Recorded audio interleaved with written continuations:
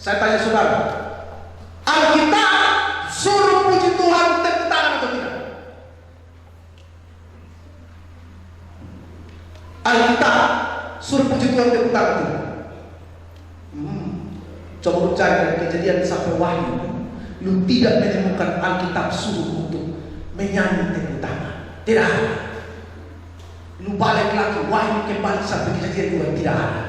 Ketika kita berkata begini orang dia minta tepuk tangan, weh berarti kita benar.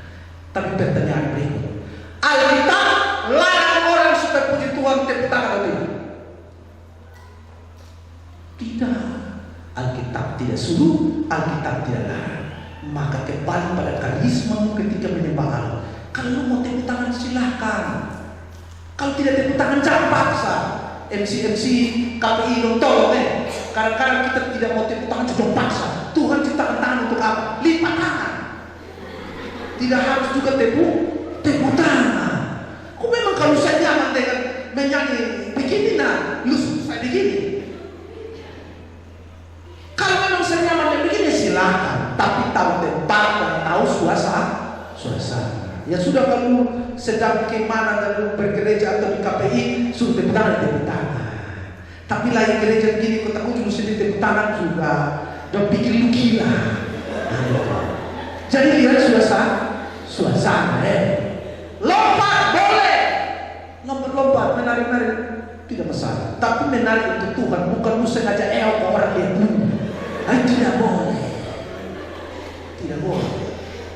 Tidak boleh. Atau kadang-kadang lu koprol, salto, lu menyanyi dan lu beri teks di situ. Itu juga tidak boleh. Jadi tidak masalah. Sedangkan karismanya. Tetapi lihat suasana, gaya ibadah dan tempat di mana. Amin. Tidak masalah, Tuhan tidak larang. Pakai segala sesuatu untuk memuliakan Tuhan, tidak masalah. Jadi itu penting. Memberitakan gereja yang memberitakan Injil. Ini saya harus bilang, ini yang terakhir, Mama terakhir. Jadi ini terakhir. Gereja yang memberitakan Injil, bukan memberitakan yang lain. Banyak orang yang murtadi. Sekali lagi, banyak murtadi yang ketika keluar dari Muslim masuk ke Kristen, kita begitu mengagungkan dia. Maka seluruh mimbar kita kasih silakan. Tetapi ketika dia memberitakan, dia tidak memberitakan tentang Alkitab, tapi dia memberitakan Yesus dalam Al-Quran. Yesus dalam Al-Quran itu beda bertentangan dengan Yesus dalam Alkitab. Alkitab mengatakan Yesus ada, Al-Quran bilang Yesus hanya sebatas manusia. Jadi kalau kita kasih, maka kita memberikan batasan-batasan. Itu tidak boleh. Saya kasih mimbar saya untuk memberitakan Injil. Alkitab kita sudah sangat sempurna beritakan tentang Yesus, karena tidak perlu kebenaran lain. Alkitab kita independen, tidak perlu diintervensi oleh kitab-kitab lain. Amin. Itu jangan pikir kebenaran kita ini kita hitung saja, kita hadir ini lebih keluar 600 tahun lebih baru ngaji. Nah bagaimana Yesus tidak ada ngomong Yesus, lalu kita pakai standar itu menemukan kebenaran di situ? Tidak bisa. Saya kalau saya mimbar saya tidak akan cinta kecuali lu kasih pohon, saya periksa baru saya kasih lain. Kalau tidak saya tidak kasih. Saya tidak kasih. Seperti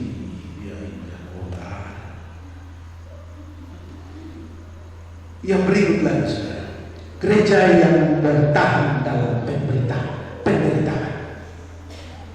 Gereja yang bertahan dalam pemberitaan. Di dalam sebuah resesi ekonomi, gereja harus bertahan. Walaupun di dalam beberapa orang mengkaji melihat bahwa ada beberapa permainan yang sudah itu silakan. Tapi apapun yang terjadi, gereja harus bertahan di dalam apa? Penderitaan. Harus bertahan. Jangan sedikit-sedikit jadi iman beras 5 kilo lalu menjual agama, atau jabatan menjual agama, atau uang menjual agama. Tidak. Atau kehormatan menjual agama? Tidak boleh. Gereja harus tabah di dalam penderitaan. Apapun juga itu, engkau sudah hidup. Dan tidak ada orang di dunia ini yang tidak pernah menderita. Semua orang yang pernah lahir di dunia harus menderita. Harus berarti tidak ada yang tidak pernah menderita. Entah dia seorang bintang 5, entah dia adalah seorang presiden, sampai yang penjual kacang goreng di pinggir jalan, semua mengalami penderitaan. Presiden menderita. Orang demo, psikologi terganggu, menderita tidak? Menderita. Apalagi di bencana. Menderita. Gereja yang terus diberkati dan memberkati. Gereja yang terus diberkati dan memberkati. Maka engkau mau diberkati, datang gereja untuk diberkati. Nah ini waktu doa berkat itu, tolong. Kalau ada liturgis, maka kita fokus dulu untuk berkonfirmasi. Ada respon iman di situ. Saudara, ketika pendeta diberikan ini untuk berkatakan, saudara betul-betul diberkati. Saya pendeta, silakan, boleh silakan. Tapi kalau saya walaupun itu kita bisa kelihatan, saya pasti akan sungguh-sungguh. Saya akan menerima. Diam, terpujilah engkau Tuhan karena engkau memberkati aku. Nah ini penting sekali. Paling terakhir, gereja yang baik adalah berpikir tentang pendidikan.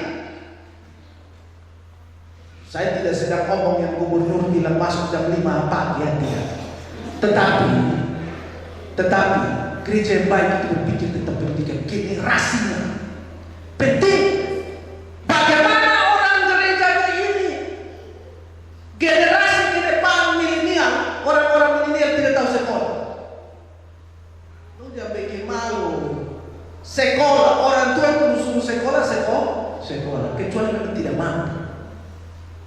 Sekolah supaya berpikir cerdas, berbicara cerdas, dan bertindak secara cerdas. Karena saudara output daripada pendidikan itu penting. Kita harus punya orang lain dikasih sekolah. Bapak ke sekolah untuk gereja ini punya kekuatan. Kita harus punya orang pemerintahan supaya usaha sesuatu juga dirilik dan dia orang gereja yang menduduki pemerintahan, orang yang takut Tuhan. Kita harus punya DPR yang takut Tuhan, sehingga tidak makan uang kita buang ke makan. Saya pergi di Pak Wakil Bupati, Pak Jenderal Fe, ini live, nanti baru tahu. Saya pergi, saya baru pindah ke sana, saya pergi di siapa ini? Ini kita kok begini. Saya lihat kondisi jemaat ini kalau tidak bergerak dan bertahan di sini barang. Kita buang ada di mana? Di pemerintah itu dia sudah bilang buang rak. Ya sudah, saya dan pendeta Tommy Kasih, saya ajak pergi sampai. Mana Pak Pendeta? Pak Pendeta beruang, kami datang minta kami buang. Pak Tuh bilang maksudnya uang apa? Kami uang, iya uang apa? Uang rakyat dalam bentuk program.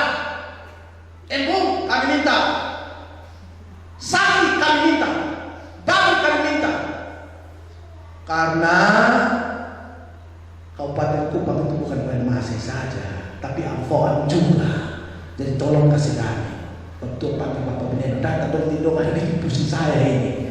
Itu harus minta kita buang. Jadi kita butuh orang dari Kalvari Veron ini jadi DPR yang baik. Amin.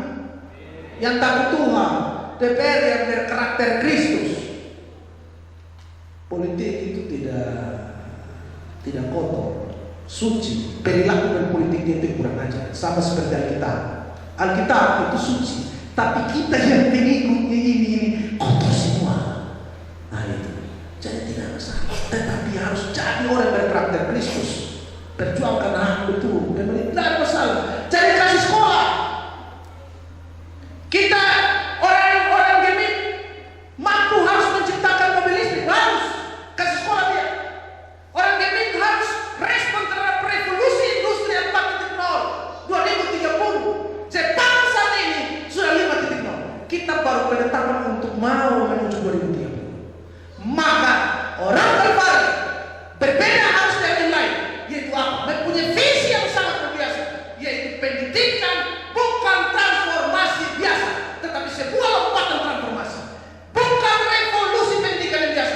sebuah lompatan revolusi. Amin. Ini penting sekali. Sehingga kita jangan 1+1 tidak tahu. 1+1 tidak tahu. Lu orang apa Kristen? Ya. Saya takut masuk Kristen dan nanti stunting. Saya takut masuk Kristen di soal dan nanti miskin ekstrim. Orang masuk takut miskin ekstrim. Orang masuk takut stunting. Orang masuk takut bodoh. Ini penting sekali. Jadi anak-anak dong yang putus sekolah masuk sudah masuk. Yang ini pacu dia berdoa Tuhan kasih berkat kasih sekolah. Amin.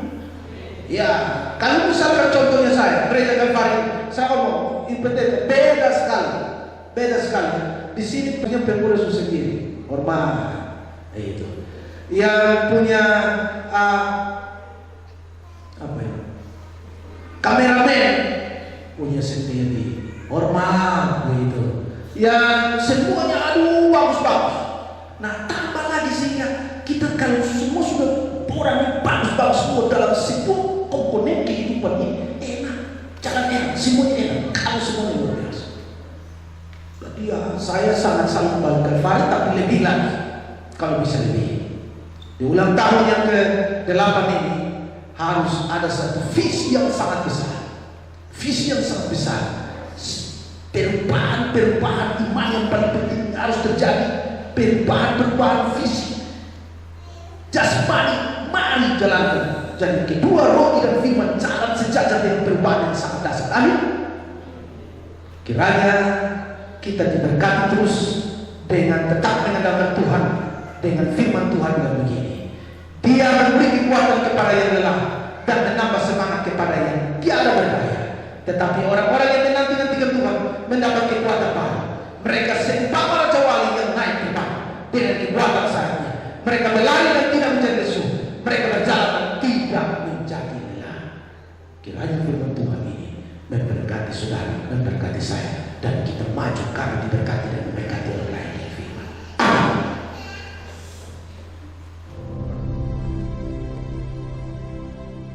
Selamat ulang tahun ke Atlet Kalvari Venus. Selamat ulang tahun gereja Kalvari Venus. Selamat ulang tahun gereja Kalvari Venus. Selamat ulang tahun Kalvari Venus. Selamat ulang tahun untuk gereja Kalvari Venus.